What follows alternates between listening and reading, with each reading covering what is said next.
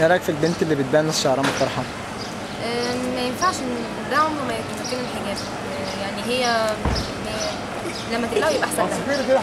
يعني هو ملوش لازمه طالما بين نص شعرها يبقى ايه لازمه. هو الحجاب يتاخد كله على بعضه وهي ما يتاخدش اصلا.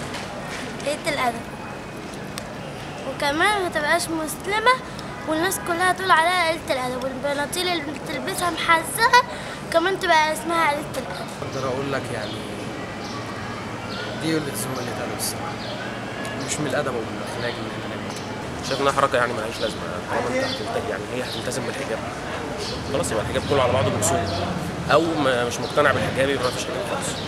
هي دي انما الشغل النص يعني يا ابيض يا اسود. طب ده يعني مش عارفين اصلا ايه المسمى بتاعه، يعني انت مبينه نص شعرك، انت عايزه تورينا ان انت عايزه تورينا نوع شعرك ولا عايزه تورينا ان انت لابسه حجاب؟ مش عارفين بالظبط انت ايه ولا ايه نوع ولا ايه الستايل اللي انت عاملاه ده. يعني ربنا يهديك. عشان الرسول قال ان الست بتبان شعرها متطرحه كانها في نفس العقاب من الست اللي زادت. هو الحجاب المفروض ان هو ايه؟ هو شكل حجاب كل المولات يضرب لك نورين على جلده. الحجاب دي طريقه ان هو يبقى جسم واسع، ان هو يداري الشعر كله. لو هي واحده ارتضت ان هي تلبس حجاب زي ما ربنا امر بس لما ربنا امر تداري شعرها ويبقى شعرها كله متداري وكده. ايه فكره الحال مثلا هي خايفه مثلا ان حد يقول عليها ما عندهاش شعر شعرها وحش، ان هي ثقتها من نفسها ان هي شخص واثق من نفسه قوي وعارف هي بتعمل ايه، مش مستني ان حد يبص عليها. خلاص هي عايزه تنفذ امر ربنا تلبس حجاب اللي هو يداري شعرها كله زي ما هي يرضي ربنا. الفكره ما تبقاش موضوع الحجاب مجرد ان هي بترضي المجتمع بقى، وان هو ده جيران هيقولوا على دي مش محجبه او كده. بس حجابي محدش يقول لك لا، حريه الشخصيه.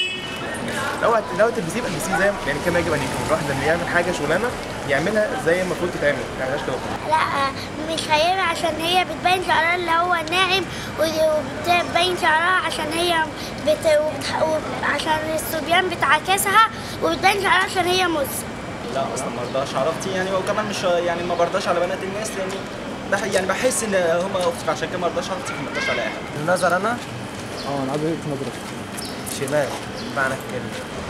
هي حرية شخصية، بس هي يعني تكون هي اللي عايز تعملها، طالما لقيت صحابها هم بيعملوها بتعملها. تمام. ربنا يصلح حالها. لا تبقى جامده طبعا. تبقى جامده؟ يعني حلال ولا حرام؟ لا حرام طبعا. حرام؟ بس اي حاجه بيعملوها.